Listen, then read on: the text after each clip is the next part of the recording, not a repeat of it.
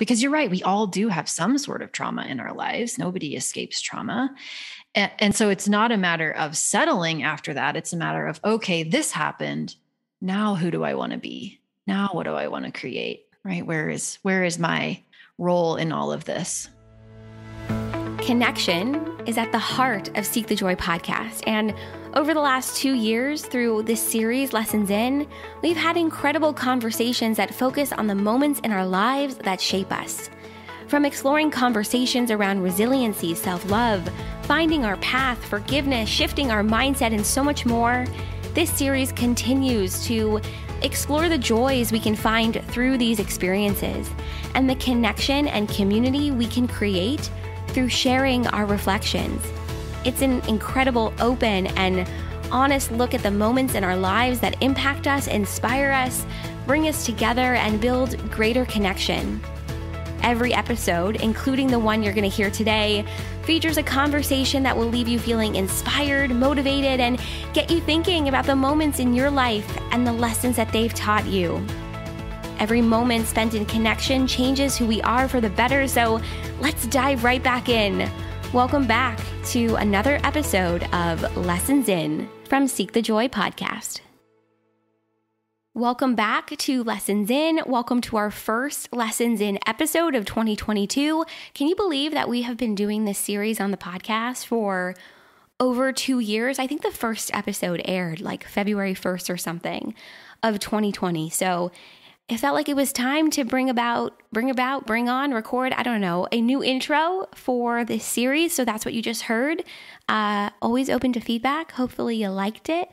But I'm excited for today's new episode because I'm joined by Krista St-Germain, and she's a master certified life coach, grief expert, widow mom, and host of the Widowed Mom podcast. And you're going to hear her story in today's new episode. But when her husband was killed by a drunk driver in 2016, her life was completely and unexpectedly flipped upside down. And after therapy really helped her move through that experience, she discovered life coaching, post-traumatic growth, and learned the tools that she really needed to move forward and create a future that she could get excited about again. And so now she coaches and teaches other widows so they can love life again too. So Krista joins us today to share a lesson that she's learned about post-traumatic growth. She breaks down what it actually means and how post-traumatic growth applies to everyday people and the traumas that we face. We talk about the 5 areas in which we can experience post-traumatic growth, and plus we dive into the truth about trauma, how and why growth is always an option for us, and what has surprised Krista the most about this work. And, of course, we had to talk about the joy that she's found. Krista's reflections, her honesty and vulnerability will just absolutely leave you feeling inspired and remind you that growth can be on the other side of trauma and loss and heartbreak and disappointment if we let it. Now more than ever, I just think it's so important that we have reliable resources that we can turn to. And that's where today's sponsor, BetterHelp, comes in. So I would love to share with you a little bit more about BetterHelp. BetterHelp will assess your needs and match you with your own licensed professional therapist. And it's easy and free to change counselors if you don't think the person you've matched with is a good fit. And no matter where you're listening to Seek the Joy podcast right now, you can also use BetterHelp because the service is available for people worldwide too. I just think it's so valuable to talk to someone about what it is that you're going through, whether that's anxiety, depression, grief, loss, changes at work, or friendship dynamics or relationships, or you want to talk about the challenges of the last couple of years. And BetterHelp offers a broad range of expertise in their counselor network. So you'll get timely and thoughtful responses. Plus, you can schedule weekly video or phone sessions too, which I still think is a game changer. I really want you to live a happier, more joyful, and just ease-filled life. That's why I share these conversations with you. And so I'm just excited to share that as a listener of Seek the Joy podcast, you will get 10% off your first month by going to betterhelp.com/seekthejoy. Join over 1 million people and counting, taking charge of their mental health with the help of an experienced professional. That's BetterHelp, HELP.com/seekthejoy. The link will also be included in our show notes. Over the last 2 years, I have found it to be incredible and incredibly healing, I should say, to have conversations that touch on grief and loss and what we can learn from it, the joy that can come from it, the growth that can come from it. We all experience loss and disappointment and hurt and grieve in our own ways. And so to share these conversations and tools that ultimately can help us and build connection and bridges in areas where there may not already be, I think is just so powerful. So Krista, thank you so much for this conversation and for everything that you shared. And as always, I can't wait to hear what you think. So make sure to join the conversation. Instagram, Facebook, Twitter, and LinkedIn. We are at Seek the Joy Podcast everywhere. Follow, subscribe, leave a rating and review wherever it is that you're tuning in. And without further ado, let's dive into this one. Lessons in the gift, really, of post-traumatic growth with Krista St-Germain. Thank you for coming on the podcast. So much of your work I know is really about post-traumatic growth and this idea that growth and beautiful things are possible for us after trauma, after great loss. And so to start, I would just love to dive into, when did you discover this work? I know it stems from a really personal experience with grief and loss. Yeah, I discovered it not on purpose, really. I was 40 and happy and married, and life was going according to plan. And then one day it wasn't. And my husband and I we actually on a volunteer trip for a group that I've been working with for 20 years. And we were on the way back from the trip, and I had a flat tire, pulled over. He pulled behind me. We'd driven separately, and he was trying to get access to the tire to change my tire. And a driver that we later found out had meth and alcohol in his system did not see us. And we were on the interstate. So, 75, 80 miles per hour. And he just crashed right into the back of Hugo's Durango and trapped him in between his car and my car. And, within 24 hours, all the things that I thought were in front of me just felt like they had just been ripped away. And so I immediately went back to therapy. Great therapist, helped me get back to functioning, helped me get back to, working and get me to that place, which, everybody's telling you, oh, you're so strong and you're doing amazing. And I wasn't feeling amazing. I wasn't feeling amazing at all.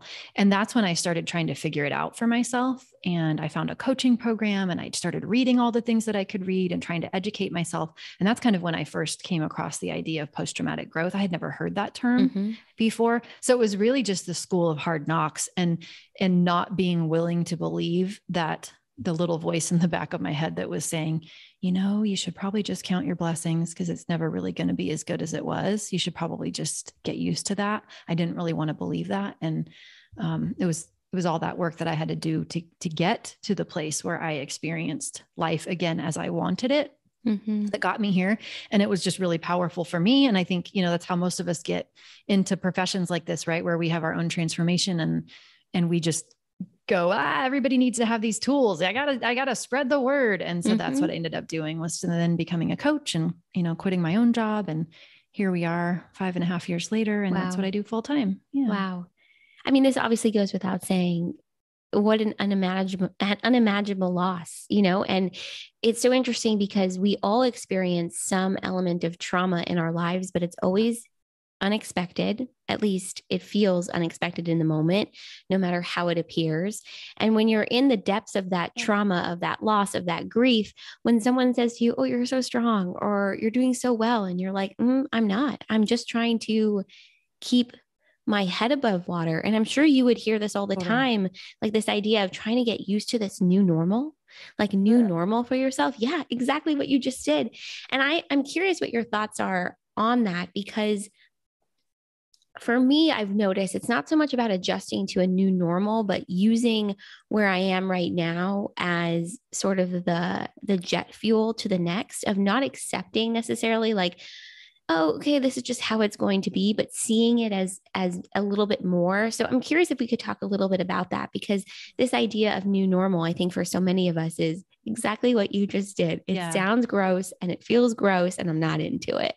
Yeah, I think it's well intended, right? Totally. Yeah. I think when people started using that phrase, it was meant to say, "Hey, look, it's not that your life is forever doomed. It's just going to be a new kind of normal." And how we've received that and kind of interpreted it is resignation. You have to, you're just going to resign yourself to a life that's less than what you actually want. And that's what's like fingernails on a chalkboard to me. Totally. Is the idea that, because you're right, we all do have some sort of trauma in our lives. Nobody escapes trauma.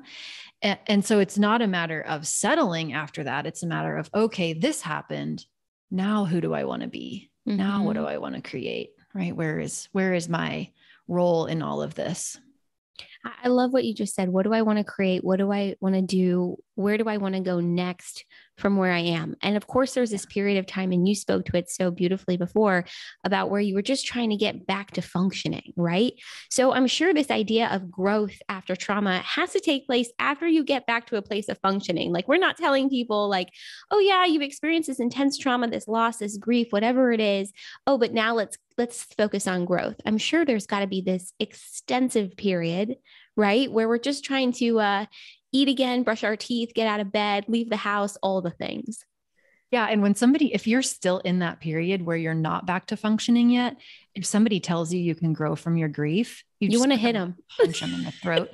Yes. Yeah. Because you're just like, what are you even talking about? So yeah, for sure. I think, and that's kind of where I got stuck and I think a lot of people get stuck, is I call it a grief plateau. It's where we're kind of past that acute grief, right? The early stages. And I don't mean that necessarily in the timeline sense. I just mean that, we're out of bed. We're not, if we wanted to return to work, we could. We are being told we're strong because from the outside, it looks like we're accomplishing all the things, right? So we're kind of past that initial shock, but yet we still feel maybe hollow or robotic or empty. And it's like, okay, now what? Because this can't be it. No. Right. No. Yeah. Yeah. So if someone is hearing, let's say they're in that space that you just mentioned of just trying to get back to functioning, but they also feel like they're kind of ready to start to see maybe growth or potential for them, for themselves, where's a really good place to start? What do you share with people who, might be in a space where like, okay, maybe I can see life continuing, or maybe I can see possibility for myself, and I'm starting to move, towards that space. Yeah. I'm always just trying to help people figure out where they're blocked from doing that. Right. So what's in the way? And it's different things for different people. So sometimes it's, maybe they haven't given themselves permission to feel happy again. Right. And maybe when they go to feel happy or they experience moments of happiness, then all of a sudden they're feeling guilty. And so maybe that's part of the work. Or maybe they associate the happiness or joy that they once had with something outside of them. Right. So it's really easy if you've been in a relationship like I was, that you experienced a lot of joy and not a lot of friction. I mean, it was just a really easy relationship for me to be in. It was really easy for me to attribute my own happiness and satisfaction with life to him. And I see that a lot. And so I think, when that happens, we've got to go back and really do the work to realize that as wonderful as they were, happiness and satisfaction with life is always something that we create internally. And we have to kind of own that we created it before, so that we can see that we're capable of creating it again. Because as long as we think it's something that happened to us, right, we won't feel empowered to create it again. And so sometimes that's the work that has to be done. And then sometimes there's just a whole bunch of limiting beliefs in the way, right? A whole bunch of beliefs of, we don't deserve it, or we're too old, or, there's all kinds of things, right? So I'm always trying to help people look for those too. So it's about sourcing out your limiting beliefs, but then also taking an element of ownership over your own experience, it kind of sounds like. So if you attach happiness or satisfaction or joy to another person, it's about recognizing for yourself, hey, I can actually create this from within. I love what you said. So it's about that element of ownership. And then also, starting to understand those limiting beliefs so you can kind of tackle them head on. I'm curious too, I know you talk so much in your work that growth is always an option for us. It's something that is on the other side. And I think this is such a refreshing outlook, because we talk, I think, a lot in society about post-traumatic stress, but we don't talk a lot about post-traumatic growth. And you mentioned it was sort of like obviously by accident that you discovered this work for yourself. Why is growth always an option for us? Like, I'm sure there's so many people listening being like, what do you mean growth is possible for me after this hard experience? So why is growth always an option for us? Yeah. When you think about where growth comes from, right? It's just like joy or satisfaction or any of that. It's something that we get to create for ourselves. So there's nothing that can be, lots of things can happen to us, right? And we might decide that those things are terrible, but that still never takes away our ability to choose what we want and who we are and what we want to do with our life experience. And that's the foundation for growth, right? So that's why it's always possible, because it's a choice we get to make for ourselves. And there's nothing that can happen outside of us that takes our ability to choose away. I'm curious too, if it's about a perspective shift of realizing that our lives can actually improve, that we can create the life that we're looking for because of what we experienced, as opposed to in spite of it. As you were talking, I just kept thinking, God, it has to be a perspective shift, right? Away from seeing it as a hindrance, but more so as a building block. That's why I experienced just even the phrase post-traumatic growth. I remember it was just like, one of those, the record scratches moments. And you're like, wait, what did you just say? Wait, what? Because my perspective prior to that was that, okay, traumatic things happen, but what we're supposed to do after a traumatic thing, is just try to get ourselves back to where we were. Like that was my goal, was just like, okay, get back to where you were before. Right. Because I had no idea. And I don't think really anybody did until post-traumatic growth came along and said, hey, this is possible, that, you actually could take a traumatic experience and use it as leverage, right? Use it as the raw material for figuring out, what do I value? Who do I want to be? What do I want more of? What do I want less of? Like, what do I want to do with my life? What's really important to me? Right. And then come out on the other side of that, living more aligned with your values and therefore more satisfied than you were before. Yeah. And that was just like mind blown. Major light bulb moment. I love what you just said too about living more aligned with your values. Yeah. That sort of phrase has been something that's been coming up a lot in my life, especially in moments where I am like pushing myself to do something brand new or different or respond differently.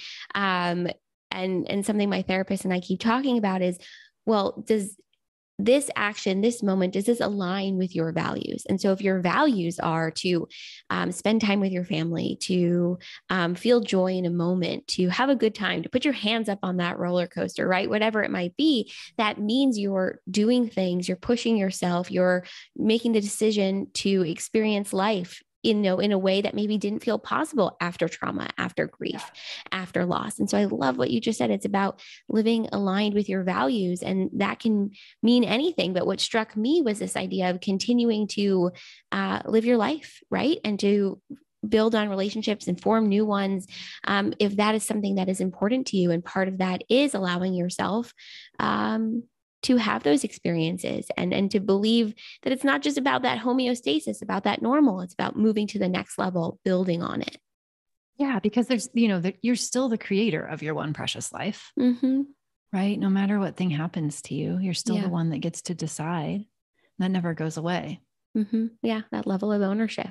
Yeah, and making those choices for yourself. I'm curious, are there different areas in our lives that we can experience growth or this post-traumatic growth that you've seen? Are there different areas where it's concentrated for people? Yeah, I think, certainly deeper relationships, right? So more authentic relationships. I know what happened for me is, it's interesting, after someone dies, you kind of see who's really going to be there for you and who you want to spend your time with. And that became really clear to me. And so I was able to let go of some relationships that maybe I was holding on to that weren't really ones I wanted to be in. And then I was able to deepen relationships that really did matter to me.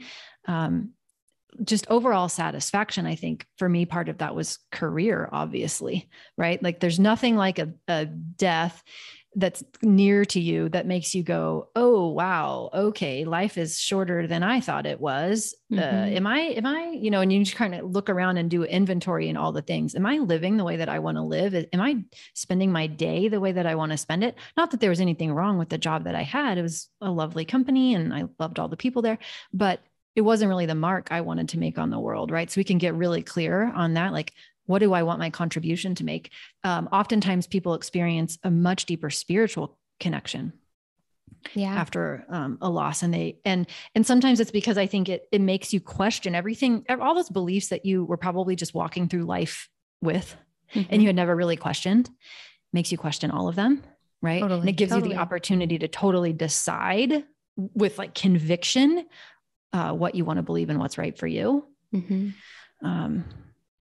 Yeah.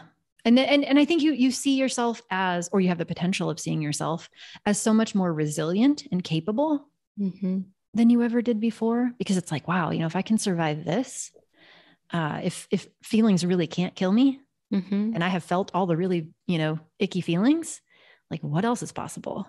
Yeah. And your whole idea of what's possible just can open up for you. Because you're so right. I mean, when you really go through it, like you're experiencing those deep, difficult emotions, the ones where you feel at times, am I going to come out of this? Am I going to be okay? And then you do emerge on the other side of that. There is an increased, I think, sense of, inner strength, inner trust, inner knowing, which coincides so beautifully with that deeper sense of spirituality that you were speaking to. Yeah. And I think this element of relationships is really interesting as well, because when you do experience loss, there's almost like an evaluation period that happens, like in every element of your life. When my grandpa passed away last year, my grandmother passed away in the summer of 2021. And there was this whole sort of like evaluation I went through in my mind of my career, of my relationships, where I was living, what I was doing, how I was talking to myself, the future I wanted. I mean, you really start to go deep within yourself. And there are areas, I think, that emerge that maybe you didn't even think about before, that suddenly become important to you. So it's interesting, this whole evaluation that takes place. And I can see how it so beautifully intertwines itself with this element of growth, because it's through allowing yourself, I think, to survey your whole life that you recognize, oh, these are the areas I can grow in, I want to grow in, I see potential for myself in. It's really an interesting experience. Yeah. It's kind of like, I like to think about it as like, you had this building that you built, right? This life that you built, and the whole building just crashed down. Yeah. And so now you have the opportunity to really rebuild it. And maybe you're going to build something that's a lot different than what you had before. Maybe you're going to build, something quite similar to what you had before. I don't know, but it's really the chance to kind of be the architect and be the designer of that and thoughtfully consider from this new vantage point, how you want to do it. I love that. It's really looking at how do you want to build from where you are right now. Yeah. Is there anything about your journey or just working with this concept of post-traumatic growth that has surprised you? Is there anything about all this that has surprised you? Because I think, I have my thoughts, but I'm curious what has maybe surprised you the most about this element of growth. Well, I think one of the things, I don't know that it surprises me so much as it's like I go through a phase where I'm surprised by it and then I normalize it and then I'm completely surprised by it again, which is just this idea that, I'm kind of always living on this growth edge, right? And this is just for myself, but I also see it happen with everyone that I coach too, where you think that when you go to grow, it's not going to be so hard. It's not going to be so scary. Right. And then you set this new sight or vision for your life or something that you want. And then every single time you are bumping up against the edge of your own self-concept and, your primitive fear brain. And it's just always feels so much more miserable than you think growth is going to feel. Growth sounds like it would feel good. And it doesn't. No, it just doesn't. And so, that part has been, I guess, surprising to me. But it continues. So I'll go through something. create something new. I've seen this happen a lot with my own business, right? And creating what I do, and I'll create something and then I'll push, through the ick and let it feel terrible. And then it gets better. And then I get bored. And then I decide that I want to grow again. And then it starts all over and it just never ends. But I kind of love that, right? Because, it's always showing me my next level of work, my next opportunity. Yeah. What surprises you? Yeah, no, I was thinking the same thing, because it's when you start to come up against those barriers, that edge of that comfort zone. And every time you think you've hit the edge, there's another edge. And so when I was preparing and thinking about this conversation, that's something I kept thinking about with growth, is that every time, it's like a video game. Every time you think you've gotten to the next level, there's actually another level to get to. And it's really uncomfortable. There's a lot of like shedding and purging and realizing new things about yourself and things that were surprising. But I think what has also really surprised me about growth is it can sometimes be lonely. Like growth can be true. really lonely, because when you're making a choice, I think, it's not only about bettering yourself, but it's really about learning about yourself. And when you make this decision to dive in deeper, and you're no longer really at a superficial or any level that you've been at with yourself, it can become very lonely, because your relationships can change, that where you are in the world can change, your job, etc. So for me, that's been surprising too, is like, this can be a really lonely journey sometimes. Nobody's going to be able to see this, but this is a soul collage card that I did. Oh my gosh. And it's a picture of, a school of goldfish swimming in one direction and a little blue fish swimming in the other direction. And it's exact what you said has been so true for me, that it's exactly that. Whenever we, push away from the crowd, or, dig in and learn something new, or pursue our own path.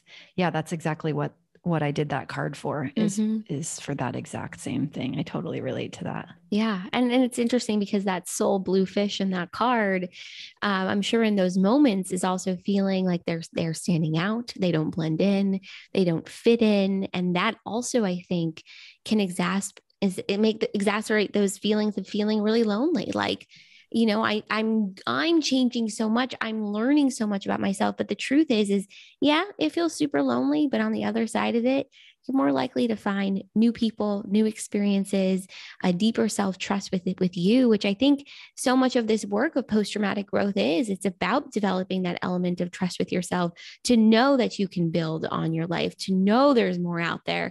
There are greater possibilities. Because so often I think we receive messages in society of, that really crappy thing happened, you've experienced that trauma, you've experienced that loss, you're kind of just going to sit in it for the rest of your life. And then it goes back to what you were saying earlier. The minute you choose something different, you can feel really guilty about that. So it's about, I think, acknowledging those feelings, recognizing they're not always true. It's a whole process. It's a whole thing. Yeah. Yeah. This podcast is Seek the Joy podcast. And so I'm always curious about the joy that people find in their journey. And I feel like it's safe to assume you found some joy through this journey of yours with post-traumatic growth. What are some things that are bringing you joy right now? This will air at the beginning sometime of 2022. So you and I are recording at the end of 2021, but curious about the role, I guess, maybe of joy in this journey for you, with growth and sharing it with others as well. That's the part I definitely, if I look back, 5.5 years ago when Hugo died, I don't think I would have imagined feeling joy for the reasons that I feel joy right now. Of course, it might've been hard to even imagine feeling joy. But I feel so much joy in just what I get to do for a living. Right. It wasn't, again, nothing against the career that I had before.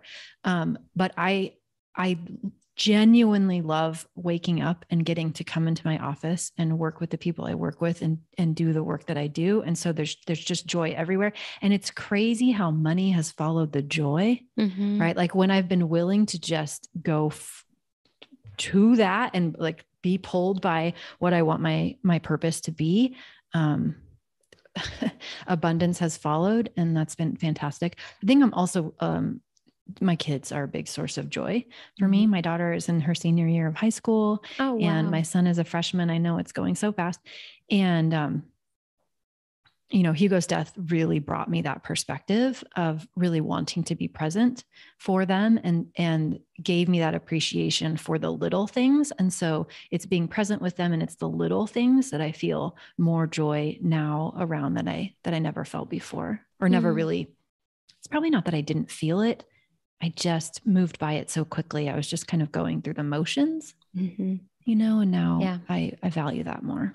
Yeah. That deeper level of appreciation that I think sometimes we can only get from these experiences and only begin to recognize. Yeah. And I'll just add one thing too, because I struggled with this in the beginning. I think I really thought that I was going to have to not be sad about losing him. I was going to have to be grateful in order to move forward and be happy again. And one of the most helpful things for me was just this realization that I could still be sad, and I could still miss him, and I could also feel joy, right? That all of that can coexist. And it took me a while to really get that.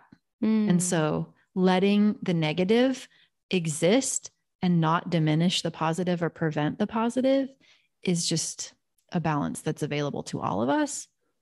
And I'm really glad I figured that out. I think that's a really powerful message, because often we feel like we can't hold both sets of emotions at the same time. And something we talk a lot about on this podcast, and it's been a huge theme in my life over the last few years, is this ability to hold our joy, our hope, our inspiration, our faith, our excitement, love, at the same time as hurt, disappointment, grief, loss, anger, etc. Because when we have the ability to hold them at the same time, we are really allowing ourselves to fully experience this life experience. When you shut yourself off from one emotion, you shut yourself off from the other. And so the ability to hold both is such a gift. It can be really painful. It can be really hard, but it is such a gift to really be able to do both. And it's really human. And that's really beautiful. Human. That is, it is so human. Krista, this has been so wonderful. I'm so grateful to connect with you and share your work, because like I said, we talk about post-traumatic stress, but not post-traumatic growth, and this idea that it is possible to really grow in the aftermath of something really challenging and really difficult. So please share with everyone where they can find you, connect, learn more. I know you have a podcast and a program and all of the good things. Yeah. So, obviously people who listen to you are podcasters. So, the Widowed Mom podcast is my podcast. And even though I only work with widowed moms, I try to make the podcast a little bit more broad. Right. And so for people who are interested in grief or loss or, growth after loss, definitely check out the podcast. And then if somebody actually is a widowed mom and wants to connect, then coachingwithkrista.com is the best way to do that. All my social links are there as well. Perfect. Everything is going to go in the show notes. We'll make it so easy for everyone to connect with you and learn more. And just thank you again. I'm excited to share this one. This was an awesome conversation. Totally my pleasure, Sydney. Thanks for having me. Seek the Joy podcast is a production of Seek the Joy Media and created, produced, and hosted by me, Sydney Weiss. You can tune into all of our episodes on your favorite podcast platform. And if you're enjoying the show, hit follow and leave us a 5-star rating and review. Make sure to join the community, join the conversation on our social media channels, Instagram, Facebook, Twitter, and LinkedIn. We are at Seek the Joy Podcast everywhere. And don't forget, you can actually watch today's new episode and all of our episodes on our brand new YouTube channel. Click that link in the show notes to subscribe and tune in. As always, thank you for being here. Thank you for listening. And I'll see you right back here next week for another Seek the Joy Tuesday.